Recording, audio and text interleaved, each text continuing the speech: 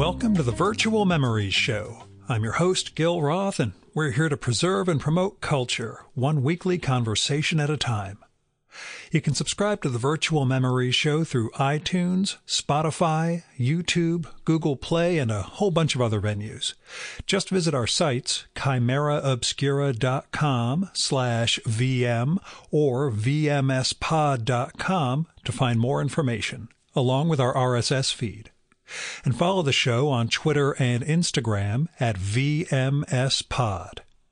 Well, I had my 6-month oncology check-in yesterday, and it went okay, I guess.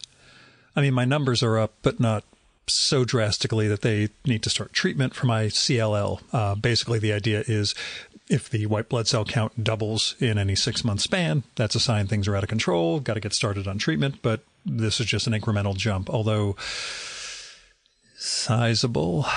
And some other numbers were also moving kind of in a weird direction, so they want to move me up to a 3-month interval to see if that was an outlier or if I'm heading in a bad direction. But at times like that, I have to remind myself of what the doctor told me when I got diagnosed back in middle of 2021. Nothing you do will affect whether or not this disease progresses, Gil. And so it's not like I can blame or take credit for diet, exercise, work habits, or anything else when it comes to where this thing goes and what the numbers look like when they take my blood. That's, it's good and bad.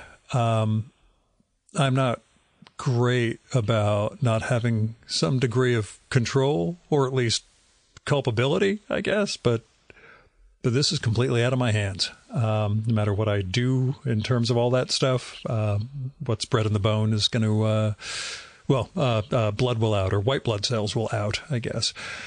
So, despite my self-flagellation, there is no personal failing at where these numbers go. It's just the reality of the disease. So I've got that worming around in my brain right now, which makes it as good a point as any to dive into this week's show, which weirdly ties into all that. My guest this time is the art critic and a lot more, Jarrett Earnest, who has a gorgeous and wonderful and strange new book out called Valid Until Sunset from Matte Editions. Matte is M-A-T-T-E, like the Finnish.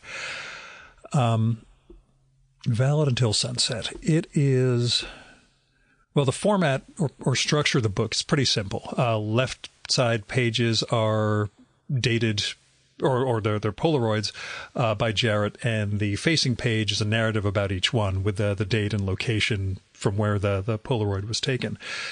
And they're all in chronological order, and the text is written in the second person. And that is basically what's there.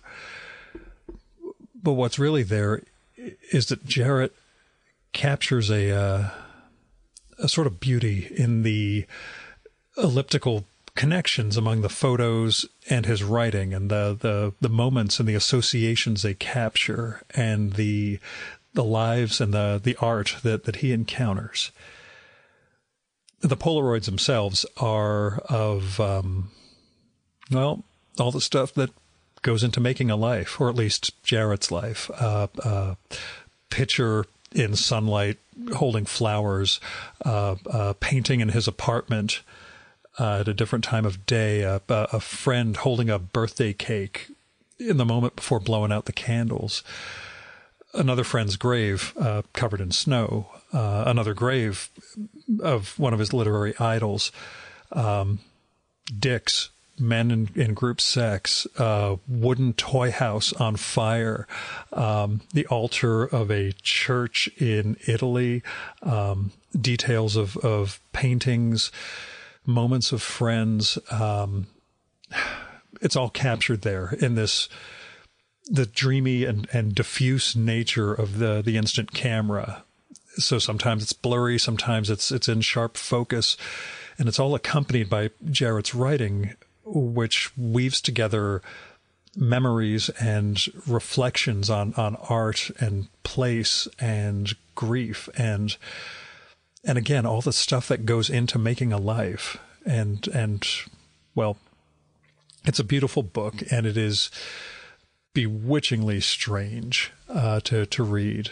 I love the ellipticals, so I was the style of writing, not the exercise equipment, and was really just floored by the experience of reading this one, and had my frame readjusted by the approach of Jarrett writing everything in the second person, where the reader is you, where it changes your relationship to these memories and these experiences of art and his friendships and every damn thing else.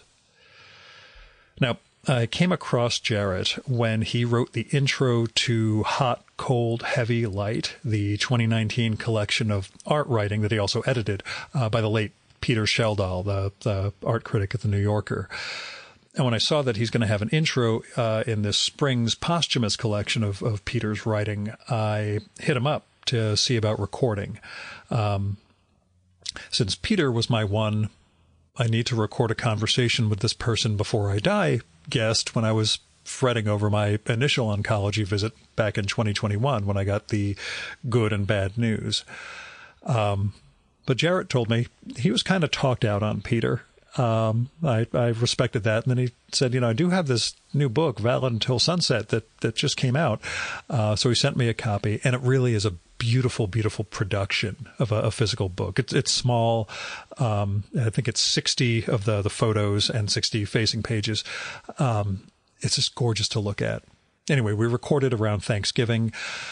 I apologized to him at the time for talking too much about Peter in this episode, but he was okay with it. And it felt like he talked about some new stuff, I guess, or at least talked about new areas of their friendship and, what he's experienced in the year plus since Peter's death. I should note that Peter and Genesis P-Orridge and a few other quote-unquote names are figures in the book, or at least they figure into the writing. Anyway, you'll get all that from the interview itself. The other thing I want to point out, this is the last guest episode of the year. I've got the guest list episode coming next week, and then if all goes according to plan, a sort of monologue episode to finish out 2023. And I want to say, if I got to pick the final conversation for this year from all the guests I've recorded with, it would be this one. There's a lot that goes on in this conversation that feels like important aspects of what this show is for. And I feel like there's a real, I hate the term, but synergy or complementarity between this one and last week's show with Christian Wyman. The two very, very different men, two different understandings of art, maybe, and faith. But the two of them together seem to work as a culmination not just of the show, but of what's been a really weird year for me. I won't go into any more of that. You've heard me prattle on about this stuff extensively, and it's not time for me to get emotional. It is time for Jarrett's bio, though. Here's his bio from the book. There's a longer version at his site, jarrettearnest.com. Jarrett Earnest is the author of What It Means to Write About Art, Interviews with Art Critics, and the editor of The Young and Evil, Queer Modernism in New York, 1930 to 1955, and Painting is a Supreme Fiction, Writings by Jesse Murray, 1980 to 1993, and Devotion, Today's Future Becomes Tomorrow's Archive. His criticism has been published in magazines and exhibition catalogs around the world and appears regularly in the New York Review of Books. And now, the Virtual Memories conversation with Jarrett Earnest.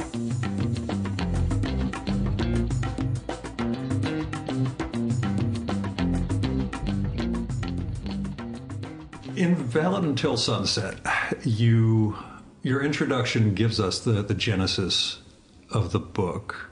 Mm-hmm. But tell me how it came together for you, how you built this, or found the theme that I think is lurking throughout it. Oh, good. I can't wait to learn. Don't worry, it's just grief and memory, but, it's kind of really broad terms. Oh, but, spoiler, grief and memory. There's this, in Jodorowsky's book about the tarot, there's this beautiful scene at the beginning about how he got interested in tarot. And it involves him talking to the great artist and writer Dorothea Carrington. And there's this exchange between them where she says, I want you to do something for me. I want to show you these cards and you to tell me what you see. Just, he didn't know anything about tarot. So it was just describe the image that you see. And she went through the deck. And afterwards she said, you've given me the most amazing gift because I can't see it like this anymore. Mm-hmm. Like, I don't know what you could see out of it. And you're kind of the first person I've talked to about this book that doesn't know me at all. Yeah. So in a very kind of selfish way, I'm as interested in like what you are thinking and going to say as anything that I might say. So I really welcome that piece of it. But to go back to what you asked. You've been taking these pictures. I should talk about the origin because most people will not have read the introduction by the time they listen to this. I lived in New York. I went to art school in San Francisco. I moved to New York to get a PhD in art history, and I really hated it. And I had a teacher in art school who was a poet named Bill Berkson, whom I really love, who also was a great art critic. And I said, I think I'm going to apply for a PhD in art history in New York. And he said, that's a great excuse to move to New York as long as you drop out when it stops being useful. Yeah. Which was the best advice. And it stopped being useful. I opened a gallery with my friends in the Lower East Side. We're mostly doing performance art stuff. That's how I got to know Genesis P-Orridge, who comes up in the book. And I had all these questions about writing and about art and life and how they could be which is like a very classic problem for a certain kind of artist or writer. And I just had this desire that they would be pushed as close together as possible. And so there was a moment where Peter Sheldall and I were becoming friends. I had interviewed him and we started hanging out and we went to go see a show together and we were looking at the Nan Goldin slideshow. Of course, we both love Nan Goldin, The Ballad of Sexual Dependency that was at the New Whitney. And we were very different people. I think our friendship was partly about how really different in profound ways we were. And then the fact that we really both could connect to this particular artwork. And we just sat there watching it. When we came out, we were both crying. And I didn't ask Peter why he was crying, but I think it was self-evident, or I would imagine that. But part of what I was thinking when I was watching was how many of the people in the photographs were dead, and from AIDS, but drugs and for other things. And so I thought, okay, I'm going to take pictures of all the people that I love all the time. And I also was friends with a number of people who were older. And so I got this little camera and just started carrying it around taking pictures. And I always thought it was a book project, but I didn't really know how. And over the years, as I was taking the pictures, it sort of began to disclose itself to me, particularly in relationship to questions that I had about writing and art. And so that's one origin for the book. Mm-hmm. But the impetus to begin organizing it and actually to build it into something comes from a real source of grief in your life. Yeah, well, I'm an independent writer and I work for a living. And that means whatever the deadline that is the first is the thing that is the priority. And when you're doing that, it's really hard to prioritize, especially long-form personal projects. So I had felt a real clarity about certain ideas around this book for some time. I mean, I met my partner in 2016, which is the year that this book starts. And he said, you've been talking about this book since I met you. So it was already pretty articulated. And my father died very suddenly in the fall of 2021. And for various reasons, I mean, I think there's all kinds of loss, and the way of dealing with loss is really layered. But this was like a loss where I was like, oh, wow, I don't want to do anything. I don't want to see anyone. And fortunately, I had received a kind of award for a writing prize that came in just at the end of the summer that facilitated me like not writing, not working. Yeah.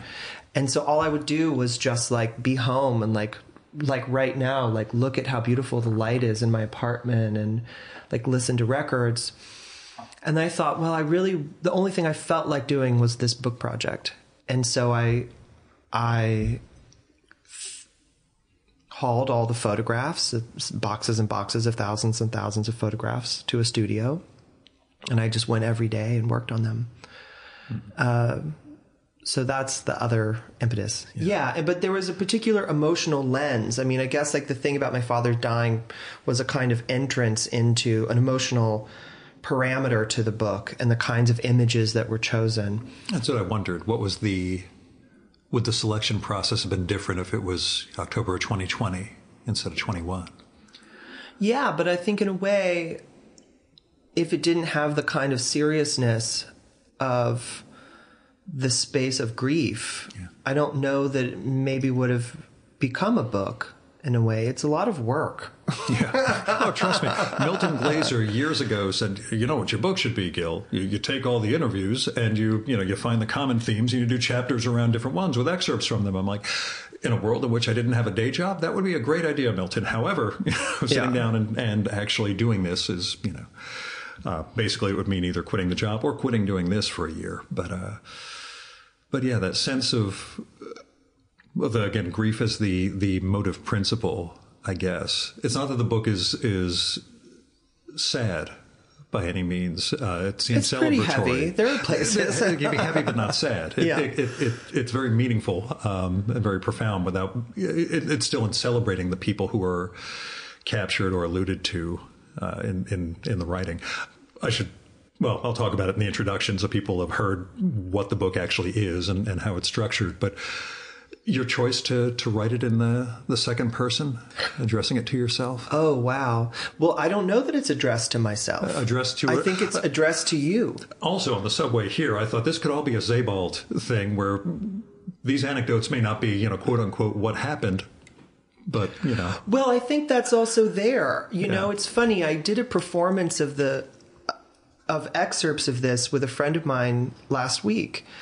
And the selection that I made was all about things that had to do with driving. And for whatever reason, a lot of the stories around my friend Genesis dying involved being in a car. We drove up to a cemetery with her, and then we drove back for her funeral, and then we visited her grave again. So I thought, okay, that's a great little tight narrative thread to put together a selection of 10 images, and it's all about my friendship with this person who died. And at the end, this guy asked me, so did you actually ever know Genesis P-Orridge? And it was like an amazing question in a way, because I partly was like, what the fuck did you think you just heard? I just explained.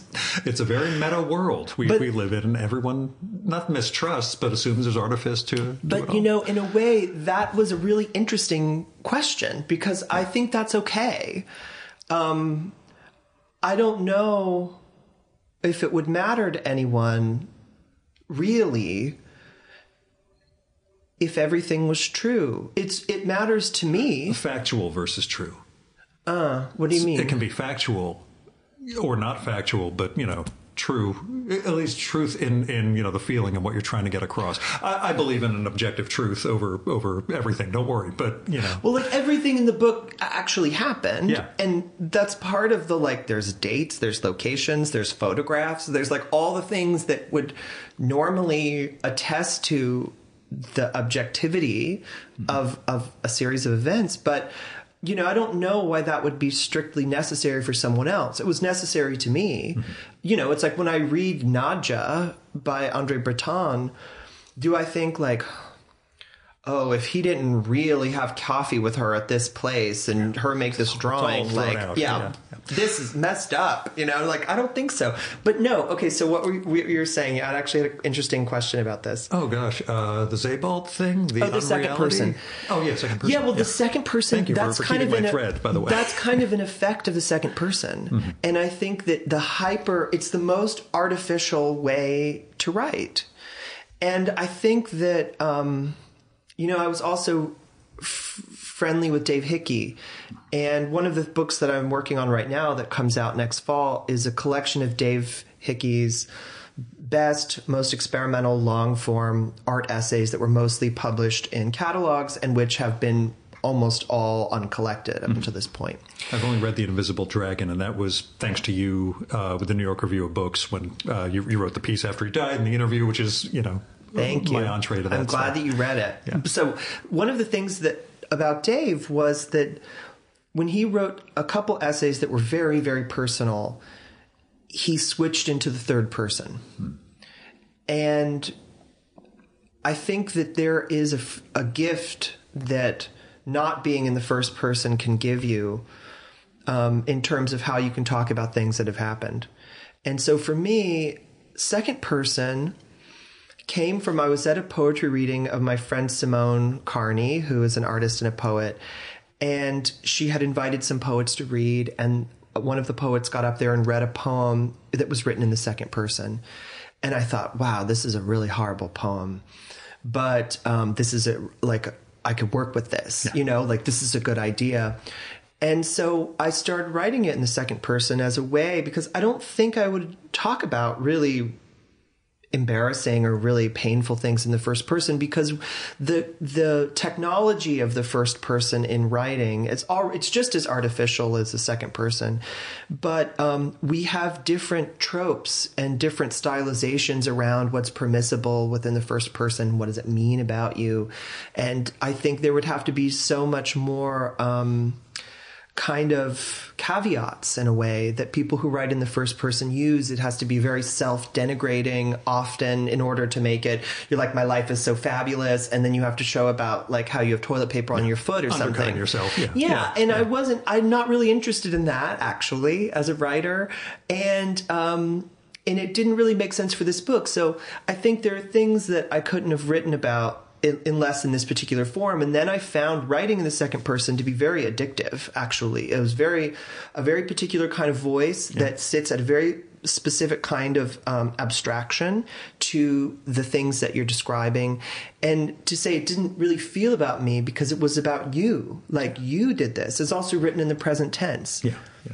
Which, again, struck me throughout, in terms of one of the questions it created beyond that was, you find the themes, you find the voice for it, you keep it chronological. Mm-hmm.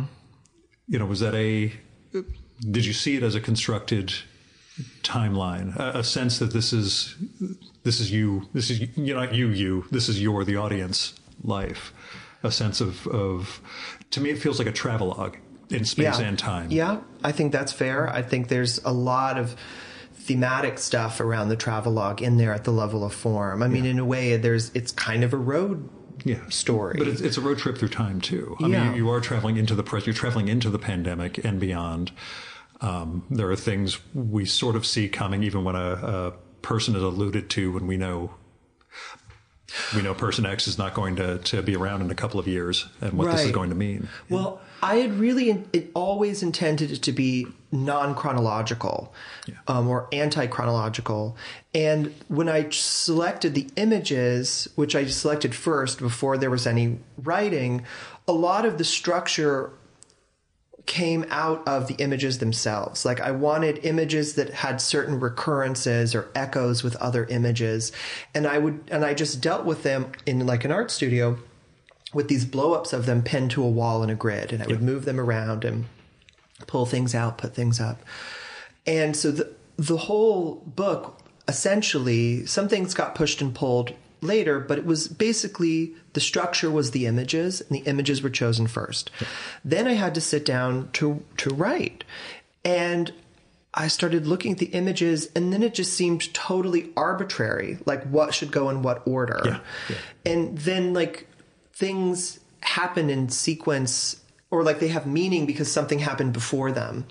And I thought, well, I guess in order to at least write it, I should write it in chronological order so that I know what comes in what sequence. And then if I want to move it around at the end, I can move it around. And then it just seemed like it's already random enough. You know, keeping it chronological is its own kind of random. So because they're almost like vertical ways of dealing with the time. So I don't know. Yeah, it ended up being chronological. That ended up being kind of important to me and interesting when you're like, oh, this happened on this date. And then you can look and see like, oh, I did this. Yeah. Years apart, same day. And the gaps. The gap. Oh, but you see there's a 3-month gap between pictures. It's a life happened in there, but we don't have to see everything. You know, we're seeing those moments and epiphanies that were caught. Mm. And that process of writing and I don't want to say reconstructing, but constructing what goes on the page. Well, I don't keep diaries. Yeah. Like the pictures basically serve that function. Mm-hmm. You date everything when you print them? Yeah, okay. when I take the pictures. Yeah. But I sat down to write the introduction, and in this kind of second person way, and started talking about the day that I found out that my dad died and then what happened. And I wrote that first. And then when I started writing the pictures, I originally thought of it more like a George Perec book or something. Yeah. Like I had thought that the language would be almost more literal about confronting the image, like, like an attempt at exhausting a location in Paris where it's just like... I'll trust you on this one. Go on. I'll trust you on this one. Go on. Oh, George Perec wrote this like beautiful little book that I'm obsessed with, where it's like sitting in this one place in Paris for 3 days and just trying to describe everything that happens. Mm-hmm. And it's like really stupid, where it's like, and then a bird went here, and then a person in a green coat walked there, and then a bus went by and another bus went by. And I had originally thought it would be like that as a piece of writing.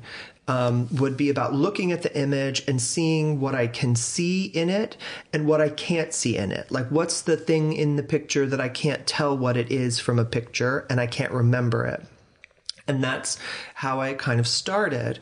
And then as I continued to write them sequentially, I became more interested in the way that the language could call forth another image, could undermine the visible image, or was linked associatively to other kinds of images. And so I think that there is a structure to the book that came from learning how to write it by writing it, which was that there is a kind of expansion and release in terms of how the image and the writing are functioning in relationship to each other.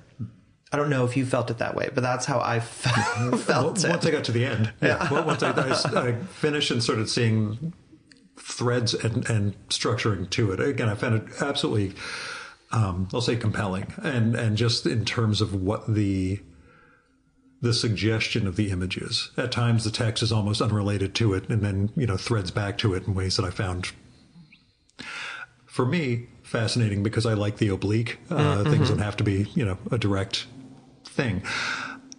Did it help with grief? With the losses you've had in the last few years? Well, the thing is, I was doing a lot of other things. I had a really good analyst and a really dumb personal trainer, so it was part of a full life process. But I do think that part of the thing, something that people who have read it have said to me, is that they feel that it starts much heavier, and that by the end, it's very light. I think the end is, in terms of the things I'm talking about, much more intense. But I think that experience, I don't know if you experienced it that way, but I think that there is that kind of lightness is about the work of mourning having done its work. And I also think that I had a very specific feeling that I thought the book was.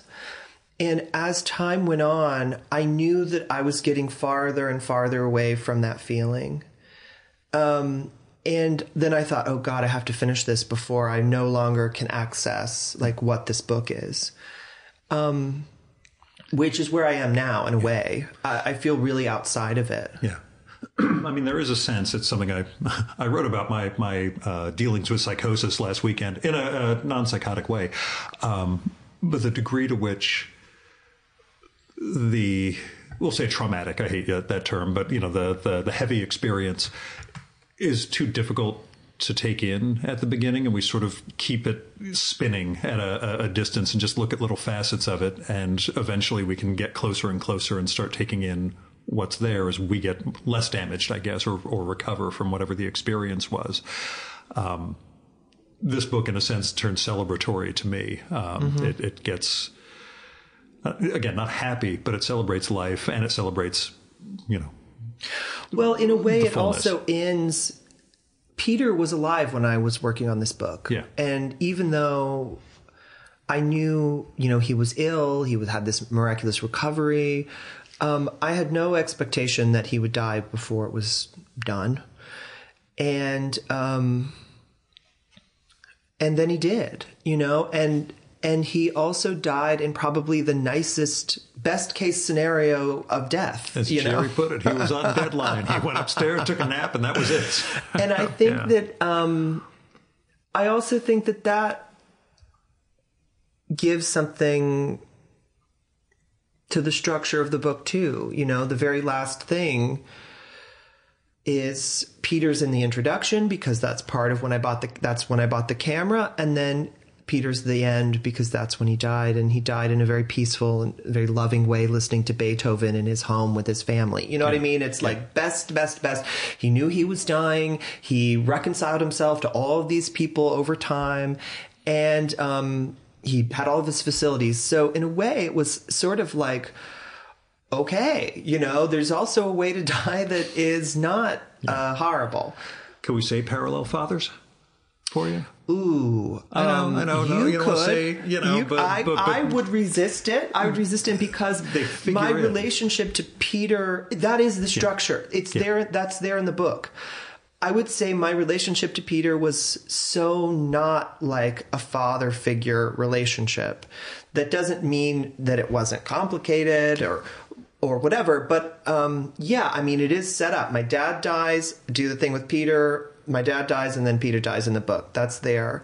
But, and one could be able to make that argument, but I myself am not going to make that argument. And your analyst too, right? the analyst said, no, don't go there with this. She'd probably like it, but... give a roundness to it all. Just in terms, again, the way you structure it, that your experience with him is what gives birth to this form of art for you, these photographs. Yeah. So there's maybe he's your mother figure instead of your father figure. I don't know. Just going to be a little wacky with it. But, again, I found it incredibly rich in those terms. And to have the pandrogenic figure as the other significant. Oh, Genesis. Yeah. This just gets real weird in a lot of good ways for me. So. Well, if it's not weird, what's the point? Yeah, no, I'm down. But tell me about pilgrimage for you. We talk road trip, but the sense of pilgrimages, whether literary, artistic, or... Well, because my focus is writing about art, that was really the core of my friendship with Peter, was we talked about art and looked at art together and writing about art. That's all we talked about. The thing is... I had done this book of interviews where I interviewed all these people who write about art, about their lives and who they were and how they thought about writing. And the conclusion is like, oh, you can just do whatever you want. Like, there's no rule. It just needs to be the thing that's right for you. And so then I started really thinking like, okay, what is right for me? And what are my problems with the parameters of art writing and the available forms? And what do I really believe in? And I think in a way that this book is kind of like my proposition. Like, this is the way I think it should be done. And I think some of the very best art writing I've ever done is in this book. It's just not separable from all this other stuff like drag queens and like taking mushrooms and like whatever. So, what were you asking? Pilgrimage. Okay. Yeah. So the pilgrimage is a form I really believe in. And I think it's a very useful form for writing about art because it situates the object in time and space. Yeah. So you go to see something that's in a particular place, whether that's in rural Georgia or whether that's in rural Switzerland. And I've gone both places to see art. Yeah. It means that your experience of getting to see that artwork becomes part of its meaning for you. It like becomes part of how you can tell the story of it and tell your life in relationship to it. And then you can go back and look at it again at some distant point, and you're going to be different, and it'll work differently. But we all know that the artwork is the same, and maybe even the church is the same, and maybe the little town is the same, but or it's different. And so I think to me, there's a whole narrative apparatus there around writing about a work of art that is so compelling because it allows you to be honest about the share of your own subjectivity that's going into the engagement with the artwork. So the pilgrimage is this beautiful ancient form that we have where it's like we decide that something is special and we make an intention to go and experience it. And then everything that you do along the way becomes part of what's special. Trust me, I'm figuring out how to tie my European trade show for my day job next year into getting to Rome to finally, A, to finally get to Rome, but B, to see the Boxer at rest, which...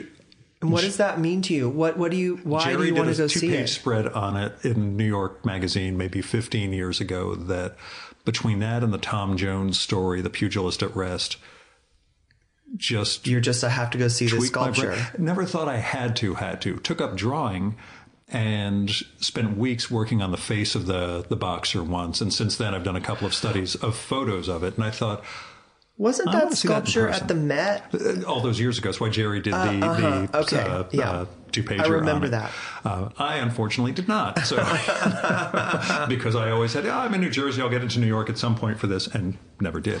Yeah, no, it's funny to say it's harder for you to get to New York from New Jersey than to go to Rome. To Brooklyn. But yeah. But that's the thing. Yeah. Oh, no, last year, just about this time, about a month earlier, I got to see the Whistler. Not Whistler. Oh gosh, I'm blanking on him now. Homer Winslow exhibition that was at the Met. I finally got to see it in London because I had a trade show in Frankfurt and I went to London for a couple of days and thought I managed to miss the Winslow the entire time it was 25 miles away from me. But now that I'm 3,000 miles from home, I can go see that and the Lucian Freud exhibition, which was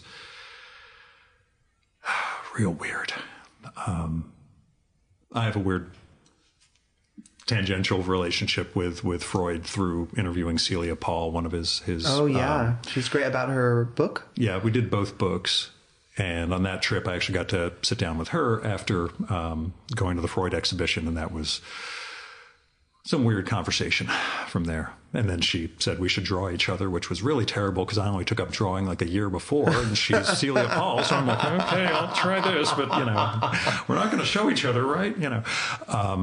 But yeah, it was one of those things where I'm like, okay, I'm getting to see these Winslows that I really should have just crossed the river and come in and seen when they were here. But the same thing with that Monet Degas thing. I really have to make an effort and actually go see it. Because you already missed it in Paris. Yeah, see, although this trade show will never go to Paris because of all the train strikes and other stuff. They used to have it there every 3 or 4 years, and it turned out disastrous. I do a lot of gabbing during the podcast. I apologize. But yeah, seeing the Boxer at Rest is just something I realized, not bucket listy, but just I've contemplated images of this thing. I've rendered them in ways that, again, as someone who took up drawing after 50, I learned to see stuff and capture it in certain ways. And I think I should actually see that in person, in bronze or whatever.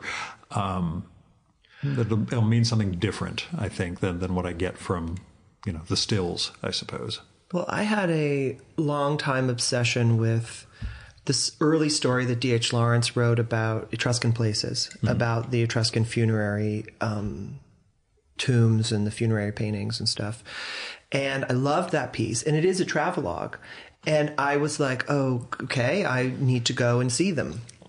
And I remember, I organized this trip on my own dime with no dimes, but organized them to do it, and went down the west coast of Italy, just like D.H. Lawrence 100 years before, and came back. And I remember talking to Genesis about it when I came back, and she loved it. Like, she loved that. She was like, one of the things I love about you is you'll fly around the world just to see a painting and come back. And I think there's something in her being into that too that's really validating, when it's like, yeah, that's a special thing.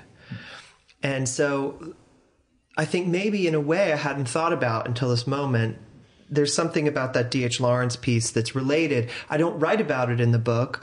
I don't write about, it would thematically make sense, because the thing about those Etruscan, the reasons why Lawrence liked those Etruscan things is that they are so, like, they're anti-classicism in a way. They're like, don't look anything like Greek art, and they're completely alive and sensual and like bursting with fruit and people dancing. And like, that's the way that the tombs are decorated. There's feasts. Yeah. And so it's like this kind of incredible, ecstatic transition into death. So it would have worked, but you had to keep everything to single pages too, which is a challenge. You gave yourself constraints with this thing. Yeah. I think I'm really influenced by like early experimental literature. Like, I went to art school, I studied conceptual art. I think the way that my brain works is very structural. Like, in terms of like, if I'm writing an essay, I think like, okay, it's this many words, which means that if I divide it into 4 parts, those each are this long, I could get from here to here, from there to there. And I like think of it as like a shape in a way. And like, this book is very similar. Like, the designer of the book is named Alison Hahn, and I really love her. And I was talking to her basically after I'd chosen the images but not started writing, and partly because I needed the designer to do a mock-up so that I knew how long the text could be. It's a very unforgiving form. 1 page is an image and 1 page is the text. And the text couldn't be longer than that page, which meant that I needed to know how many words. Yeah.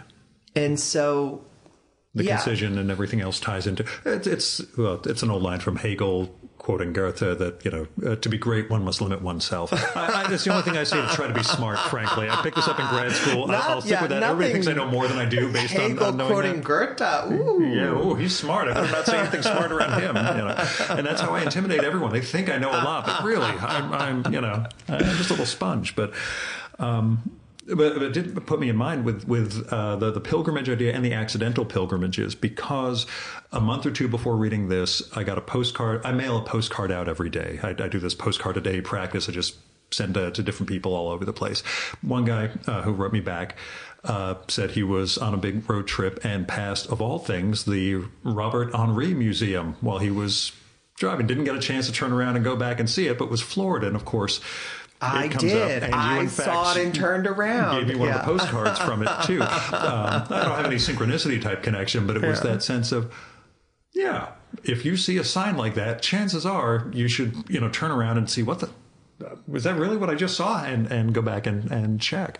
Well, when you go to the museum, they tell you that his name is pronounced Henry. Yeah, and that also, I assumed I was going to mangle it the moment I said it. I thought it was going to be a Robert. But everybody thinks it's Henri because it's spelled like and also Frenchy, and and also that's like a made up name, know. Yeah, that your backstory to the whole thing was fascinating, but yeah, it was all things I'm like, didn't I get a postcard about that? Like last month, I'm going through my little stack because I save every piece of correspondence I've received since I was like 17. I found that. I'm like, Yeah, son of a bitch. Okay. People find these museums, or they end up in these Nebraska, a little out of the way as far as road trips go, but Well, I love a cross-country road trip. Yeah. I'm a real believer. I'm actually just tomorrow taking off down to Florida and back. Mm-hmm. So, which we used to do when I was a kid for Thanksgiving week. That was going down and spending time at Disney World, picking up explosives on the way back so my father could blow shit up the next year at July 4th. More than you needed to know about me and my bizarre childhood. But tell me about the role of ritual.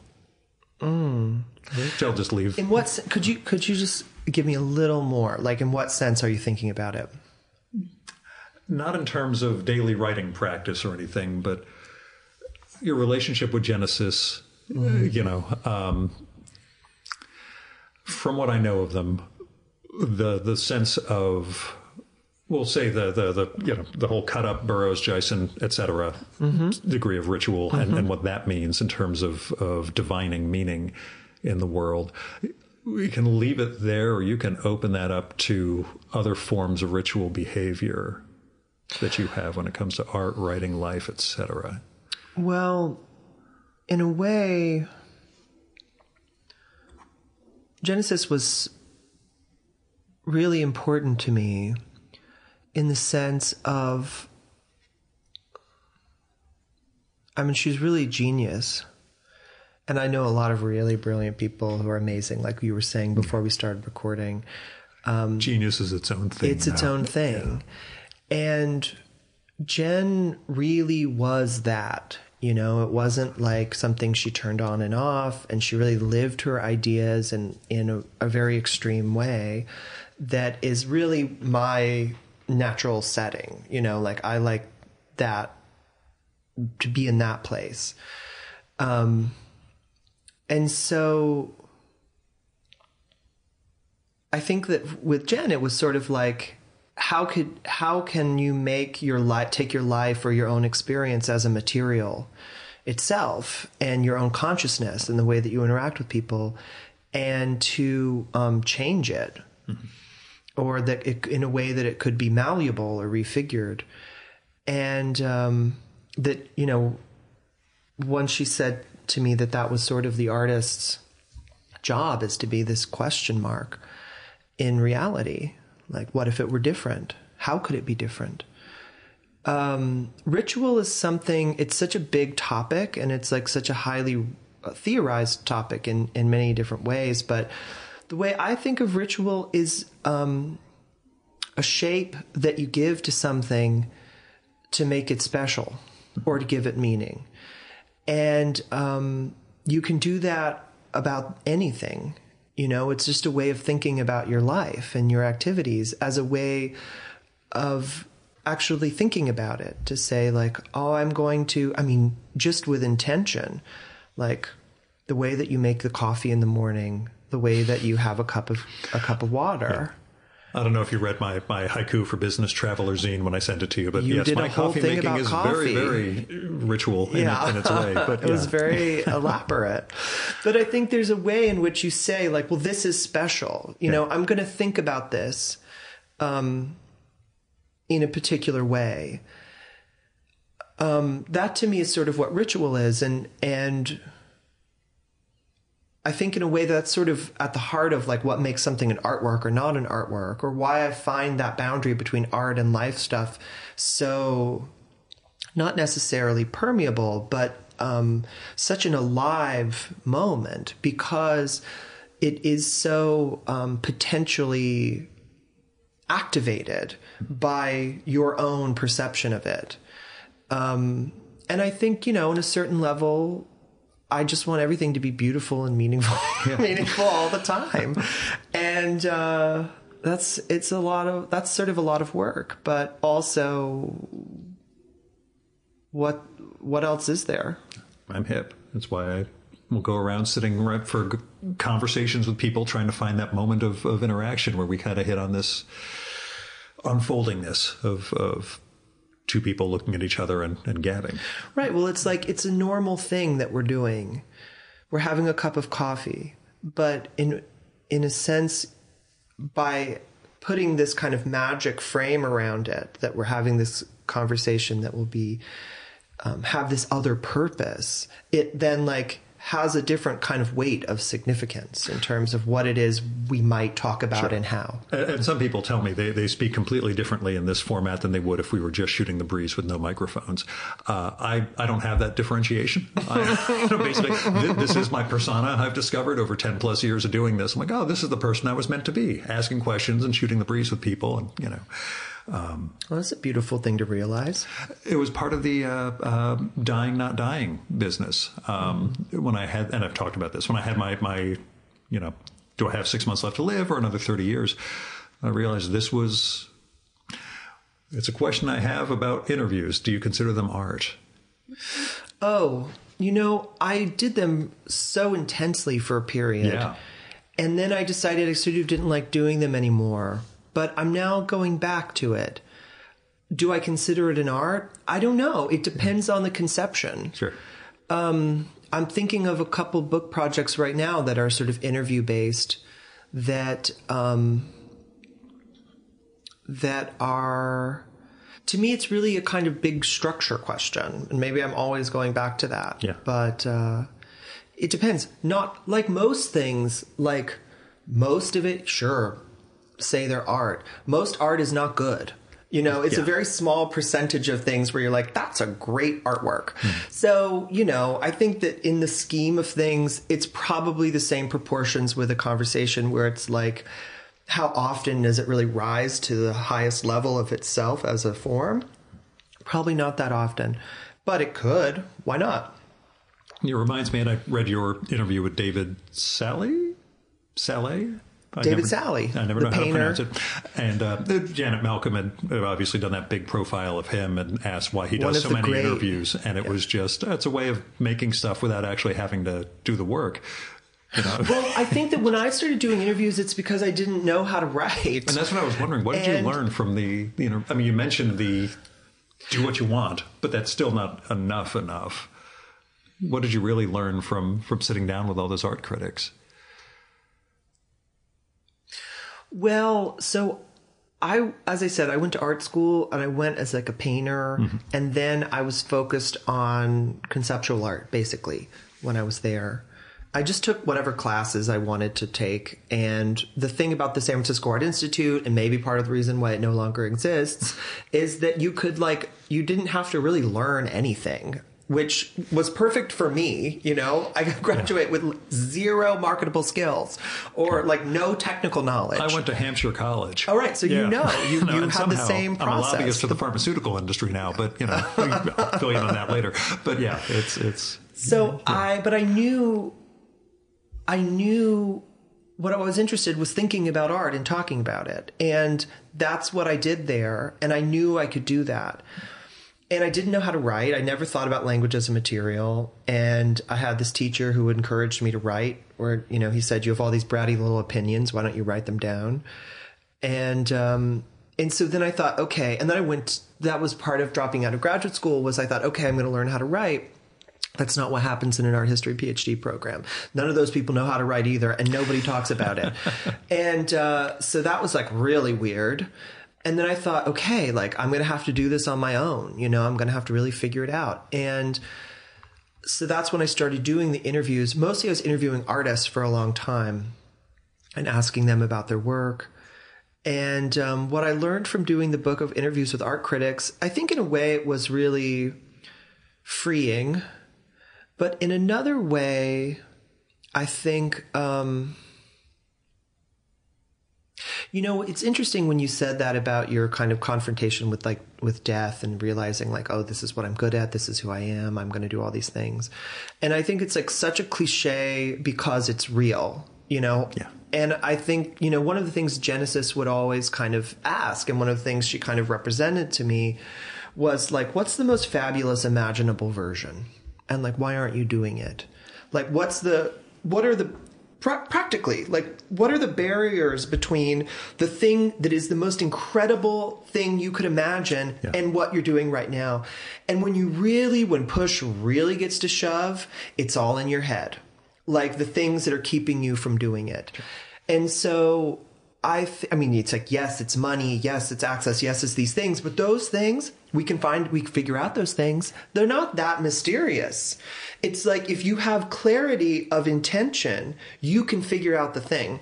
And so for me, I think I eventually realized like, oh, I'm not actually that interested in like art criticism in the sense. I mean, Peter said that to me. Actually, I have a recording of a conversation I had with Peter the day he got his diagnosis or something. And maybe it wasn't the day, but it was like the first time we spoke since then.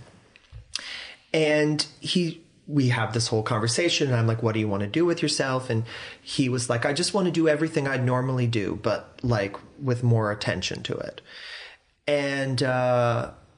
And then we were talking about other things and he said almost accusatorily, like, I don't think you really care about art criticism.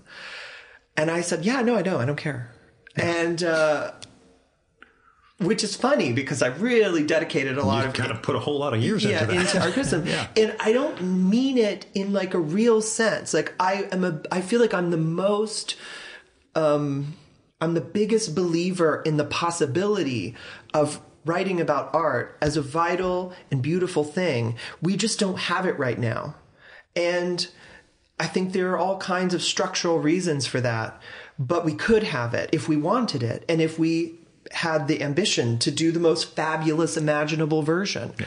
And so I think that part of my relationship to writing about art and part of what predicated me doing this book was answering that question for myself. Like, well, if I wanted to write about like looking at Piero della Francesca paintings and, you know, someone who I think is like one of the greatest living artists in New York, which is like the drag queen Charlene Incarnate. It's like, what's the form for that? You know, what could accommodate all of that? And I lost the thread of the question there somewhere. Geez, you got me too. And you were good with this whole labyrinth thing, keeping up with all the digressions you've taken. But, you know, I think it was what did you learn from the interviewing? Oh, what did I learn? Yeah. You know, I think it was... a sense of permission? It was a kind of sense of permission. I think it's like when you talk to someone like Roberta Smith, who has very clear parameters that's like, I do not write about people I know personally. And that has dictated a lot of her and Jerry's entire social and professional lives. Like how to have integrity in that sense as a critic. Sure. What does that mean for them? And then you go and talk to Lucy Lepard, who I probably feel very close to in a way as like a kind of writer, because she was more like a conceptual artist. And she's like, I only write about people I write about my friends. I'm really trying to boost them. And, you know, when your friends are Ava Hess or like Sola Witt or whatever, then, you know, it has a logic to it. And it was like, oh, okay, like one of these people isn't wrong. So it just is like, what are they able to do? Like, what's good for them?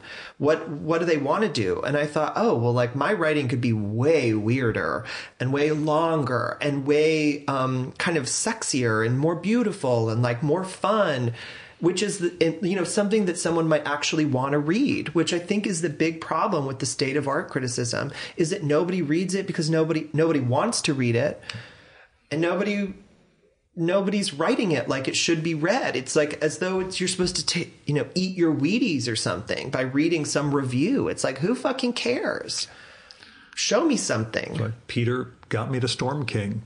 I read his piece on Storm King in the middle of the pandemic, and I thought, I've seen signs for that. I've read this guy. I'm getting the fuck out and going up there and you know, driving up to walk around and you know, experience something and see a little of what he was, that piece capturing. Also was so much about Peter having not looked at art in person since the pandemic and desperate to actually see something in person. In a way, I think he was like aired on the side of like a little too over the top. Don't get me wrong, but you know.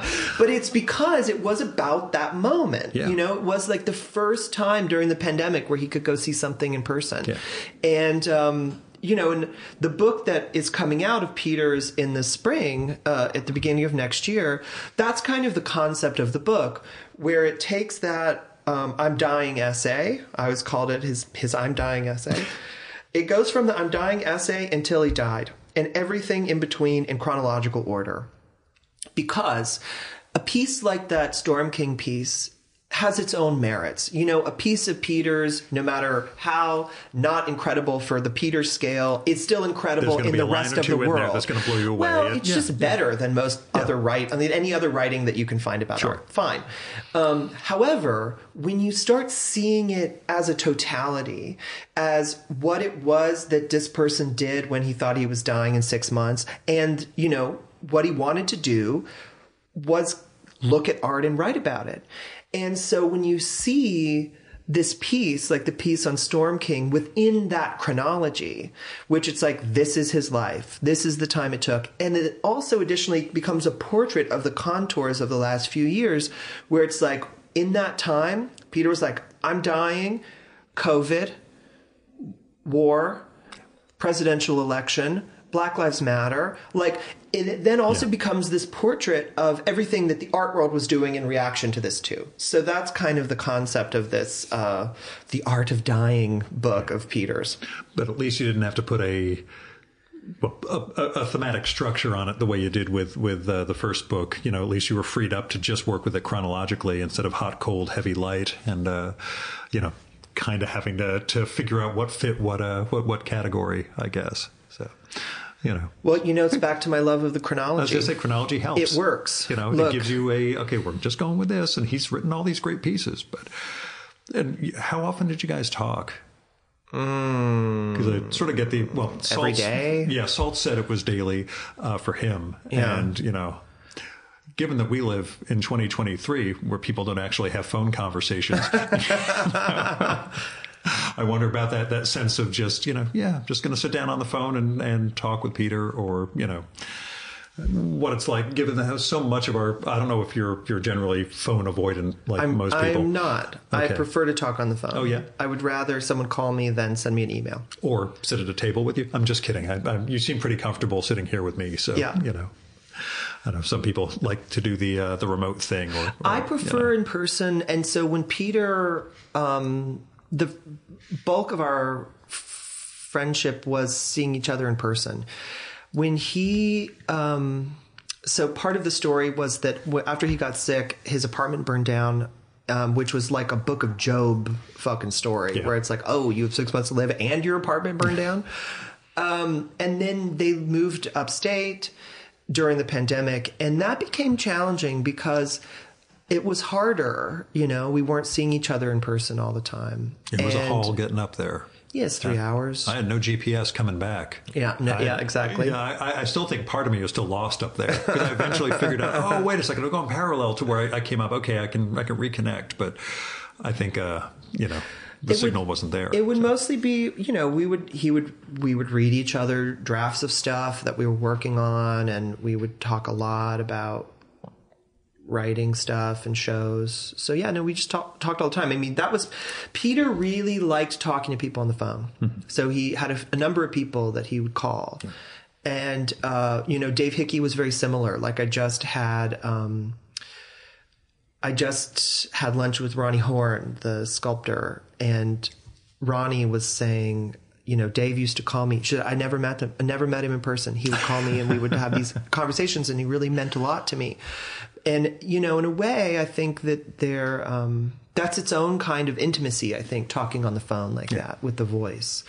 But I like being in person. I like seeing things in person. You're also about 15 years younger than me. And for me, you know, teenage years onwards, it was all about the phone. All those years, it was just these long conversations in high school, just sitting on the phone 2 or 3 hours a night, that sort of thing that largely has been lost, I think. But I'm glad, you know, you at least had some good friends to you know, to gab also with. Having friends who are old. Yeah, I mean, that's what I don't tend to record with people younger than me. You're a special case. I tend to record with 79-year-old men who are dying. That's you got to catch them.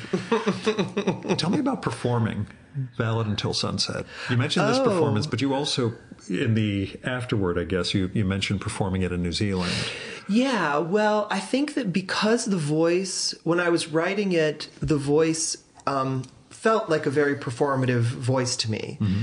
And to go into it, I would like listen to songs that like kind of had the right emotional register or the right kind of voice to write it, because it was written in these little fragments. And so I did this.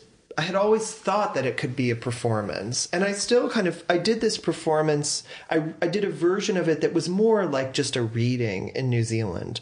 And then I did a performance last week with Unteam Miller, who's a cellist. And we projected the image. I would read, and then Unteam would respond, because like the text is like a response to the image, and then the cellist would play a response to both the image and to what had read. And we did a sequence of like 10 or 11 of them. And I think it really worked. I think the sequence of it worked. I think the voice of it worked. So do you have a performing vibe? No, but I think it's become more interesting to me. Yeah. I'm really interested in film. Yeah. I'm not interested in actors or acting. I like when acting is bad. I like when, I think it's, I love Jack Smith. I love, like Mike Kelly and Paul McCarthy and performance art, right? Where it's more about like the intensity of the moment rather than like the artifice of the performance. Yeah. So yeah, it's something I'm thinking a lot about as like an extension of writing, in the sense, because I think we're moving into such a different world around language. Like, in a sense, like writing a book that's like, it's like 100 some pages and it's like 60 pictures and like little texts. It's like, what do I think people can actually read right now? And I think that the way of extending writing into space, extending it into time, it's like a different, I really like Dickens in a way. And like, I'm really into the fact of Dickens, who would like elaborately read these things, like travel around, like reenacting like the scene where Nancy's murdered in Oliver Twist, and people being kind of riveted, and I think there's this way, it's like, well, if you write something and you want people to read it, how can you actually make that happen? I wrote this short story that was like a science fiction story, the only short story I've written to date, which is about people who live on the moon, who live on a colony on the moon, and they don't have access to anything from Earth. Like everything was stored like on the cloud, basically. And then when they lost that, they like lost all human culture. They didn't know shit about shit. But the only physical cultural object that they had was a Carpenter's greatest hits record. And they developed these over hundreds of years, extremely elaborate and like crushing spiritual interpretations of the Carpenter's songs. And so I wrote this exegesis of it, like this transmission of the people who live at this thing, and what these songs mean to them and how they sing them and the whole thing. And I did a performance of it at Hauser and Wirth last month. I guess it was maybe last month. And that was also a test. I'm kind of like, okay, where does this all go? What's the most fabulous imaginable version? It's like, what if your essay about the Carpenters is actually a science fiction story that actually is a musical? So I like read this text that had this very specific kind of voice, almost liturgical voice, with a friend of mine named Leah Mason, made videos that were projected behind it. And then this amazing singer, whose name is Glasser, whose new album is just out, came down and sang this like crazy medley of Carpenter songs. It was like, okay, cool. Like, I'm into that. Yeah. The question of art versus concept and what you were actually making, I find fascinating, because it's reading you, your previous work and interviews, that sense of artist, critic, curator, editor, photographer,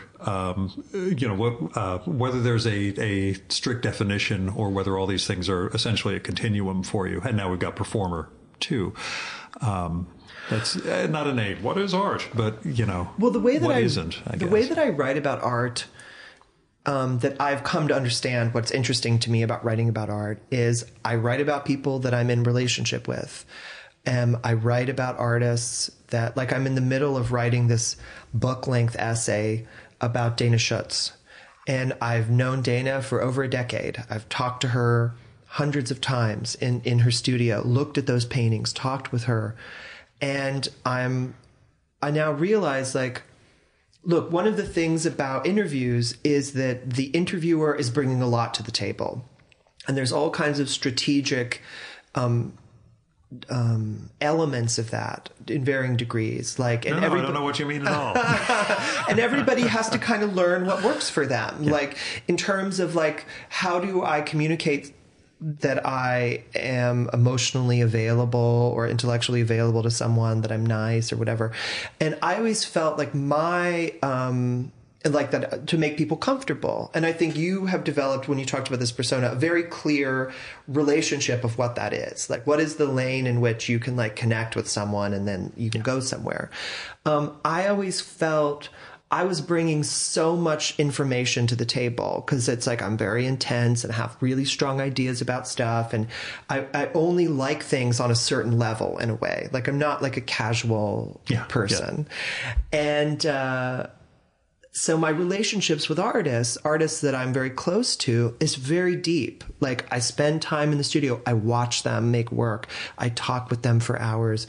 I go to their shows. We're intimate friends. And when it comes to writing, I'm writing in that place. And so I think what I mean to say is, like, being kind of honest about what I'm bringing into a situation makes it more collaborative. It, like, underscores it as a kind of collaboration, which is the way I always felt about interviews, that they were very clearly a collaboration between the person asking the question, but asking the question in a really expanded sense, like your body language, your physicality, like the way that you're engaging, like all of that's here, right? And it's enabling certain things or suppressing other things at the same time. And so with me and my friendships with the people I write about, it's like, I'm like, okay, this is like I'm not a journalist. I'm not a critic. I'm almost not even, I guess in some ways, uncharitably, I could be called an advocate, but I think that's like, I'm on this journey called my life, and there are things I really care about and want to understand. And the people that I'm attracted to as artists, they're on their journey. Their work is trying to wrestle at a very high level with some aspect of our existence. And what we're doing when I write about them or we do things together, is we're trying to work together to figure out what that is. And that can take a lot of forms, that can be, and why does it have to look like an 800-word article written impersonally in, like, a magazine? Are there still magazines? Like, it could look like a lot of things. And so that's kind of where where I'm at in terms of making those distinctions, like artist, critic, writer, curator, whatever. I don't know. I think about them all in the same way. Like, I think about curating shows, like the shows that I've curated, I think about as writing problems. I think of that as like a narrative form, in the sense that objects function narratively, or they can make an argument in space, in proximity, in a way that words can't. And so if I can get to the limit of an argument with words, how could I make that argument function differently with stuff? And, like, that's really interesting to me. And so the same thing with this book. It's like, if you could get to a limit around what you could do with words, how could I force the issue of what happens with the word next to the image? And, like, let's see where we could go with that as, like, a problem. It puts me in mind of your conversation with Hilton Als, which would have been, well, again, I only read it a couple of weeks ago when we started prepping for this, but I guess 2015 or 16, the what goes into curation in particularly, and what it meant when he was advising and then discovered, well, I may as well just curate the show because, I know how this needs to look and what the light is going to do and everything else that goes into it. I have a real fondness for Hilton. I'm sorry, I didn't mean to cut you off. You have a question. No, I tend to just meander into nothing. That's part of the language you're picking up on now. So. I really love Hilton, and I'm really grateful for you to bring him into this, because I feel like I've learned a lot from him. and from his work. And I think Hilton, so almost uniquely in what we would think of as contemporary criticism, is really putting himself on the line emotionally, erotically, politically, and as an artist and as a human being, in a way in which he's foregrounding his investment in certain ideas or figures or artworks as in and of itself a kind of exemplary mode of interrogation or existence or something, where it's like a Hilton show is sort of like increasingly like Hilton being the artist, because the connective tissue between the things is the connective tissue of Hilton thinking or wanting to think in public. And I think that right now, thinking in public is one of the rarest and most important things anyone can do. And Hilton does that in a way that allows like the emotional and the erotic to be part of the on the table. I also think that Hilton and Hilton's work rarely get engaged with at the level of their own complexity. I think it's like Hilton's famous, "We love Hilton, isn't this great?" I think Hilton's work has a lot of complicated stuff in it that really you could sink your teeth into, that I just also don't feel necessarily happens. But as a function of, we'll say, celebrity within this context. I just don't know how much anyone is thinking, really. Yeah, I don't mean that as, and you're not saying it as anything that's intentional on Hilton's part so much as just the it's not Hilton's part, or the critical public. I guess what comes out is it becomes really hard to make work if you don't, and I don't mean this just about Hilton, I mean in general. It's very hard to make work if you don't feel like there are people that are going to be there to receive it and engage it on the level of its own ambition. And that, I think, to me, is part of the biggest tragedy of the state of contemporary art criticism and contemporary art, is the loss of that expectation and the desperation around, well, what does it matter? Like, you make this, it's fine. It doesn't affect anything. The difference between it being fine, good, and extraordinary is a difference that very few people can actually engage. Yeah. Because everything's the greatest thing ever for a week. Right. I mean, that's more pop culture-y than high, but I think it permeates. You have to go see this and you have to go see that. Everything is charged at this high dopamine level at this point. Nothing stands out. Everything's pretty good. Nothing's great, I guess, was the argument I had with somebody a couple of years ago on the show. Not argument, their argument about where the culture was standing, but that's beyond just. Well, that's kind of, I mean, that is sort of like the default position now. I actually think there are great things. I think there are extraordinary things happening. Are they being written about? I don't see it, and that's hard. Mm-hmm. I think that's, it's a symbiotic, it is a collaborative thing where it's like you need, Baudelaire needs Manet, like it's a two-way street. How much of this, and this is something I brought up a bunch of times on the show in the past, you haven't listened to all these, but I apologize to all the audience members who are going to hear it again. The Fran Lebowitz documentary 20 years ago with was it Scorsese. That long ago? Oh my God. I think it's probably like mid-2000s, so maybe like, we'll say 15 years ago, but yeah. Talking about the absence left by AIDS.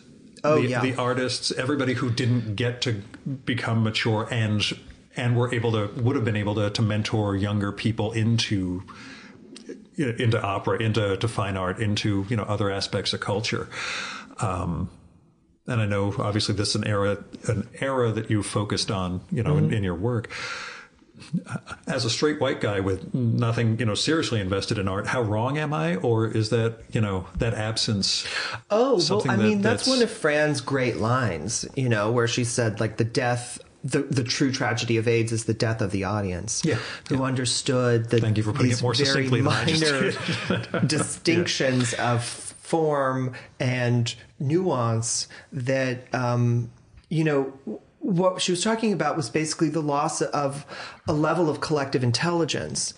And I think Well, I think she's right, but I also think, and then there was kind of a mean valence to it, where she was like, the ones who were survived were the losers. Yeah, and I think that that's really funny. It's like, but my book kind of is a lot about AIDS too, because I came of age after the advent of sexually came of age after the advent of protease inhibitors, when becoming HIV positive was no longer considered a death sentence if you existed in very particular like class and like boundaries with certain access to medicine, etc. And I think that it goes to questions that I have about how history gets told, what has meaning. I think that the thing with artists, like for instance, working on the Jesse Murray show with Lisa Yuskavage, like Lisa is one of these artists that I'm like one of my favorite people, who's one of my favorite artists. And we like, those things are not separable for me. And her best friend in art school was this guy, Jesse Murray, who was a painter and a writer and a critic, as it turns out, all those things. And we worked on this show together, and I edited a book of his writing. And so much like you said, like, I think that my biggest problem right now with the state of the discourse, LOL, is that the basic foundation upon which everything should be sitting is an argument of why this fucking matters at all. And nobody is making that argument about art right now. And in the absence of making an argument for why anything matters at all, we default to a financial structure, which is the way in this culture that we confer value. Sure. But that doesn't really mean anything, as we both know. Like a painting can sell for $1 million, a painting can sell for $10. The distinction between those two paintings is not an art distinction. It's not a value distinction in a meaningful sense. It is a financial distinction.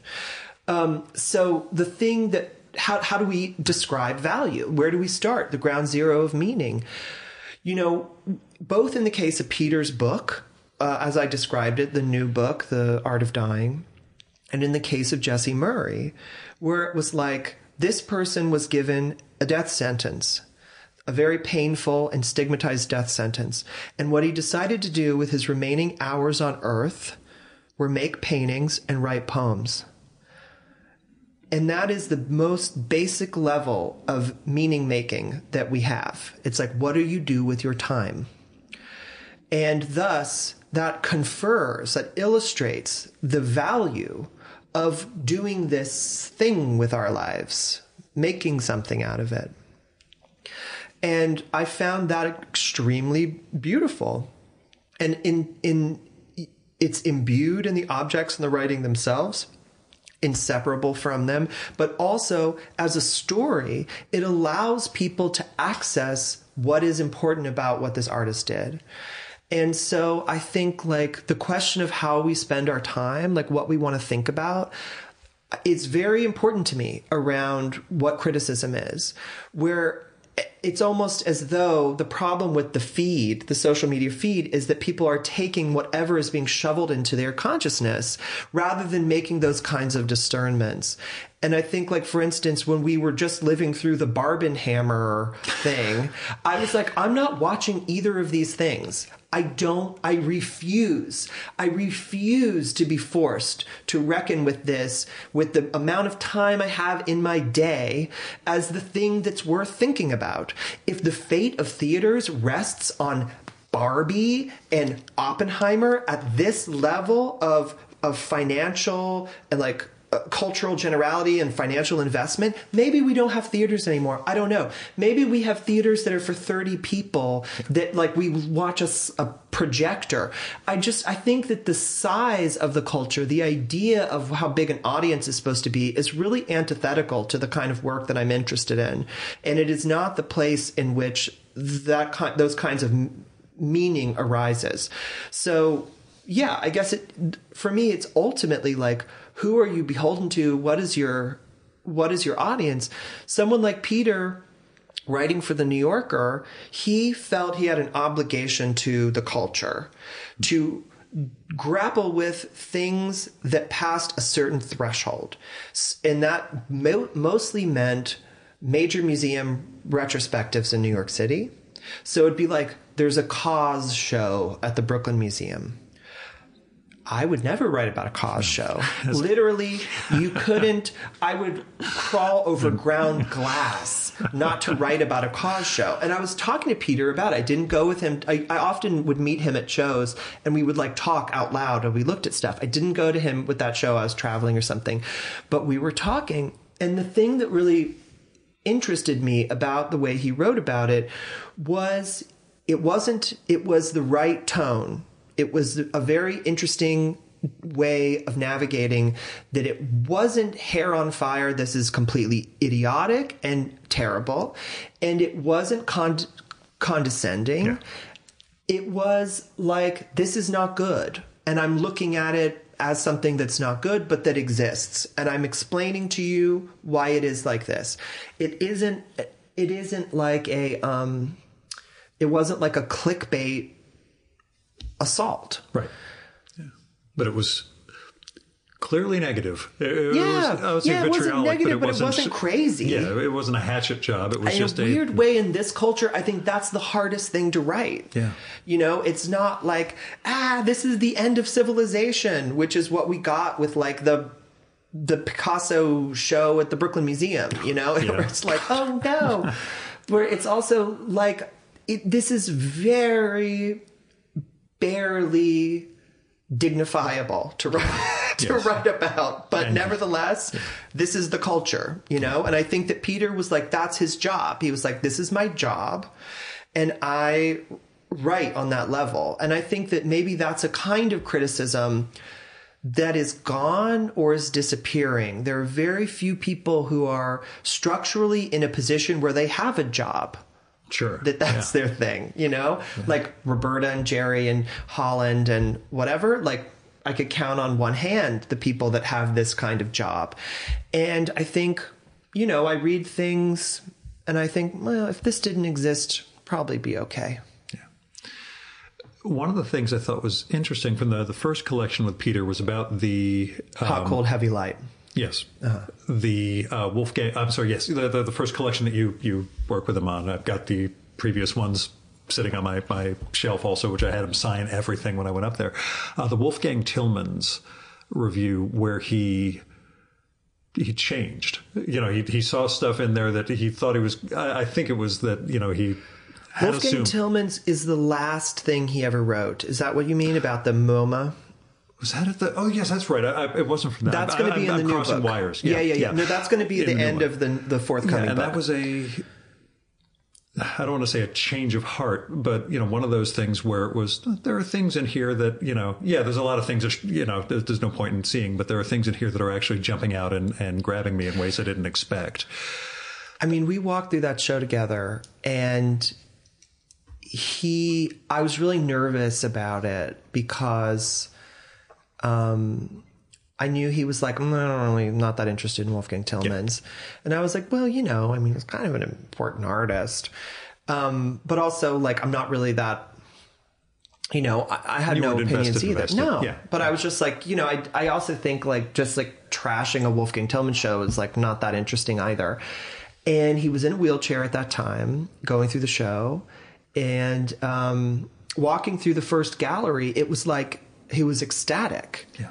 He was like, this is incredible. This work, there's nothing that's quite like this, and it's wonderful. And it was like so beautiful, you know, beautiful to see someone. And I think partly it's because those last few years, I think he was very generous in terms of writing about things that he might not have been very generous about earlier, but really wanting to see. And, you know, it was beautiful. It was beautiful walking through, looking at these things with him. And the thing is, we would always describe, like, while we're looking, interpret out loud to each other. And like, oh, yeah, that's good. Oh, I don't think that. Why do you think that? Do you like that? I don't like that. And, you know, it was funny because then you got to a part of he was like so alive. He's like, this is incredible. And then we got to rooms where he's like, I don't like this at all. Like, this is not working. And I think that that piece is really moving ultimately, especially to be like the last thing that he wrote, because it lets all of that ambiguity stay on the table without it having to be all 0 or 100. Yeah. And I really value that. Increasingly, the thing I most value in writing about anything, but especially in writing about art, is complexity and ambiguity, and just like, okay, how can I make a really good argument about this while leaving all this space that doesn't have to be nailed down as a final conclusion, because the conclusions aren't final. The conclusions are always temporary anyways. They have to be reaffirmed in the present over and over forever. And the world, we don't know what the world will be like in the future. We won't know what needs an artwork is able to respond to, that because they're latent right now in the culture. Yeah. They haven't been, the dynamics that we're dealing with in the present are fluid. And yeah. So who have you come around on? Oh, as an artist? Yeah. Oh, I would say as I came around on photography as a medium. Okay, easy enough. I don't want you naming names, so just throw people under the bus or something. I think that there's a thing where it's like there are artists that have really annoyed me and I've really struggled with. And then there's a moment where you realize that that's as valuable as something that you love. Yeah. And so I think the things that I come around on, it's mostly like, do I want to think about this or not? Mm-hmm. And I think that, I can't give an example, but... No, that's okay. But yeah, you experienced that, though, where it's been where the negative is still... Yeah, and the thing that's complicated is for me because it's so social, right? And so it's because I'm like dealing with people in person. Yeah. And then there's a thing where it's like, I don't like this person and I don't like that, she's a bad artist and a bad person. But then it's like, it's a delight to get to change, and I think that's one of the special things about someone like Peter as a critic was that he gave himself the latitude to change. I think Roberta wrote that thing recently about her changing opinion about Cecily Brown. That should be that's a real special capacity that I think is our prerogative in being alive. I mean, there's a documentary about Genesis called The Ballad of Genesis and Lady J, where she says, all my life I've said change, change, change, change, change. And every time I've changed, people are mad because they wanted me to stay the way I was. And, I think that that's another thing I really love about Jen, and was that she really embodied the kind of bravery of that, where it's like, actually, I'm like going to become like a really glamorous like woman with like huge tits, like in middle age, and then I'm going to look totally different, and but was still always her, like in a kind of core way. It's really moving. You're New York? What about it? Do you consider yourself a New Yorker? Do you see yourself staying here for life? Oh, yeah. Mm-hmm. Not hard. We corresponded after you sent me Valid Until Sunset over at Experience that you write about in the beginning, where after you got the news of your father's death, you were on the subway, emotionally overwrought, but realizing no one else in the subway noticed or cared, and then thought, how many other people have been having the worst day of their lives on the subway while I've been cruising along. And I shared with you by email my experience of finding a dead guy when I was supposed to record a podcast. Thank you for being alive, by the way, because this is always something I'm now freaked out about every time I go to someone's home. But yes, thank you for being around. That sense while I was walking down the street of people just living their day-to-day life and not knowing that there's a dead guy up on the second floor of that building. They should all know. How much of New York is performance, I guess, day-to-day life? How is it a performance of normalcy? Did you talk to Peter about this at all? No, this is after he died. This is April he of was this past year. Such a great, in a way, like, I feel like I have such different ideas than Peter and like project than Peter. But my response, as you were saying this, I was like, oh, this is like pure Peter as like a reply. Yeah. But he was so good on what New York was and what was special about New York.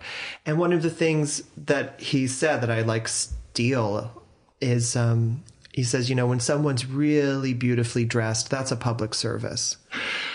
You know, and the thing is, like, New York, it breeds a certain level. I think of it as a very sophisticated way of existing, because the way that people relate to each other in public here is so nuanced.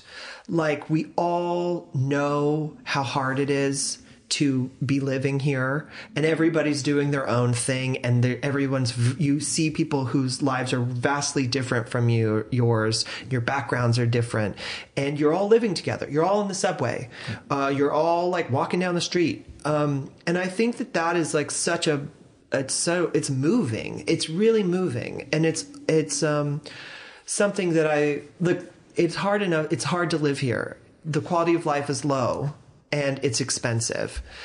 But the reason why we're here is because of the people who are also here. And we're all living our lives together in this particular place. And we all have an investment in it working. You know, we all there's like a thing on the subway now where there's a sign that says, like, don't be someone's subway story. Everybody knows what that means, you know, because it's like, we're all doing this, you know. You just have to hold it together. Just get on the train.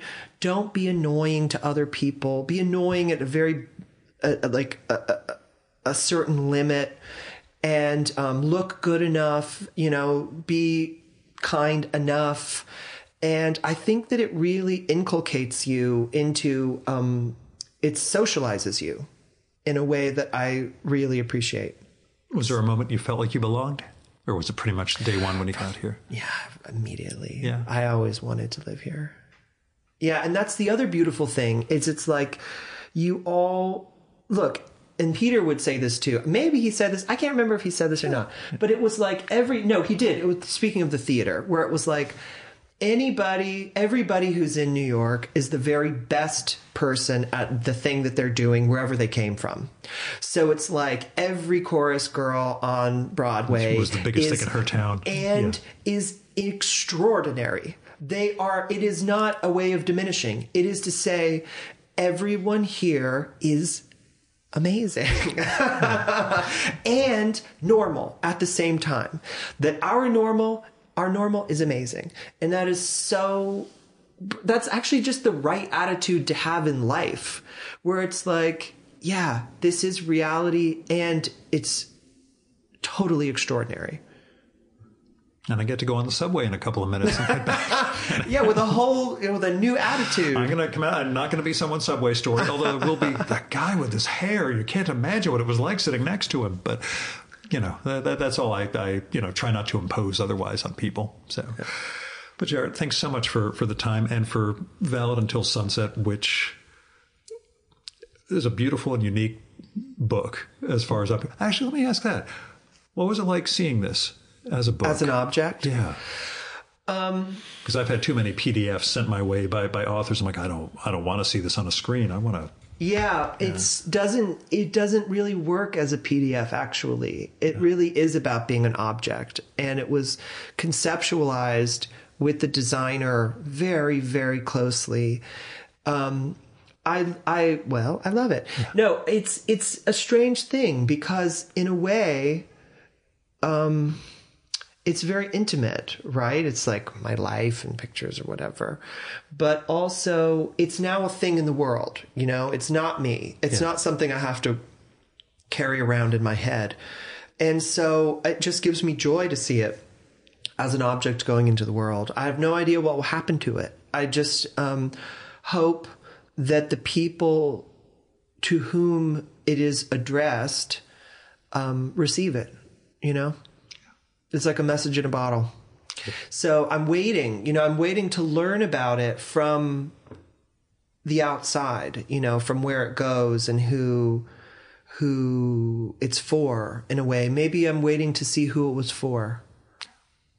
Work for me. So we'll say it was for me also.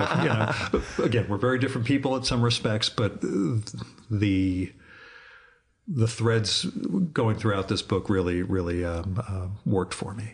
So, and in fact, if you need to take a picture, the light's pretty dim here. So if you want to get a shot of me before I leave, you can do that for the sequel too. No, we had really good lighting at the beginning. I know it's unfortunate, but we've been talking so goddamn long. The sun's gone down. So to me, that's a good thing. But Jarrett, thanks so much for coming on the show. And I hope we get to sit down and do this again. Yeah, looking forward to it.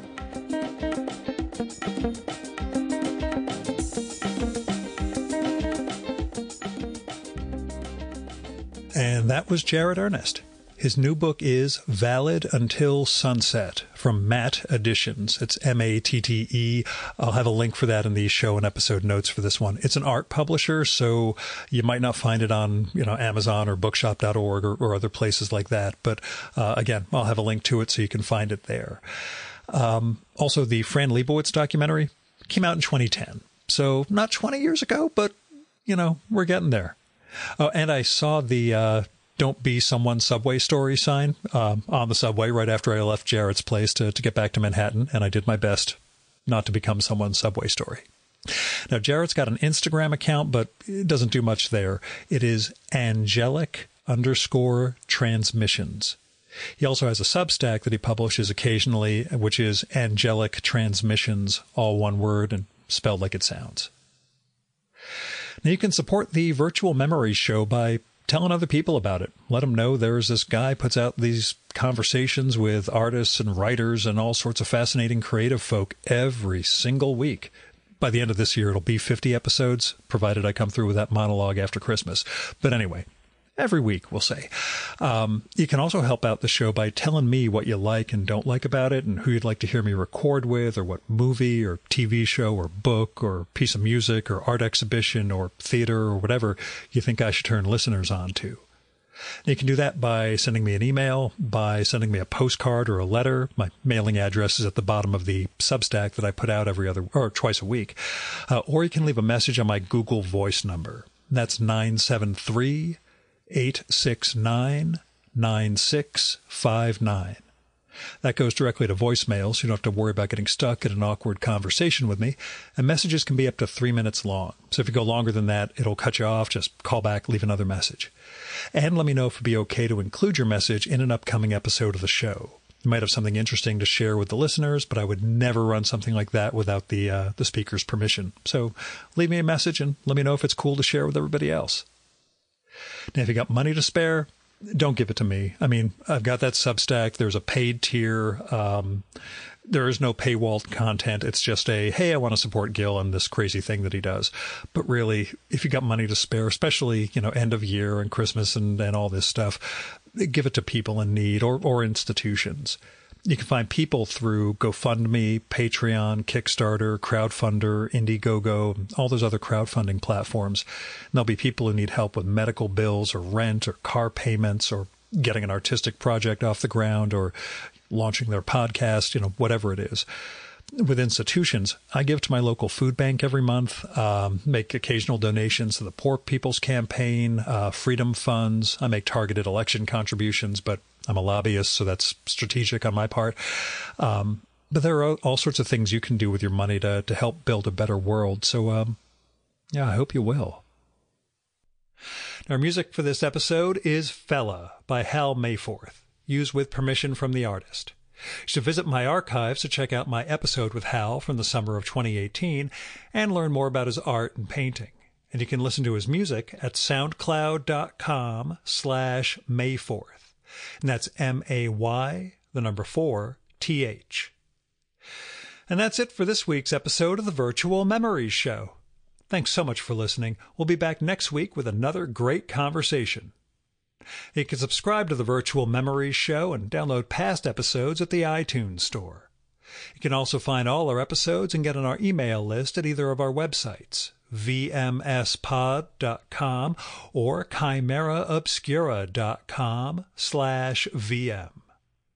You can also follow the Virtual Memories Show on Twitter and Instagram at VMSPod, at virtualmemoriespodcast.tumblr.com, and on YouTube, Spotify, and TuneIn.com by searching for Virtual Memories Show. And if you like this podcast, please tell your pals, talk it up on social media, and go to iTunes, look up the Virtual Memories Show, and leave a rating and maybe a review for us. It all goes to helping us build a bigger audience. You've been listening to the Virtual Memories Show. I'm your host, Gil Roth.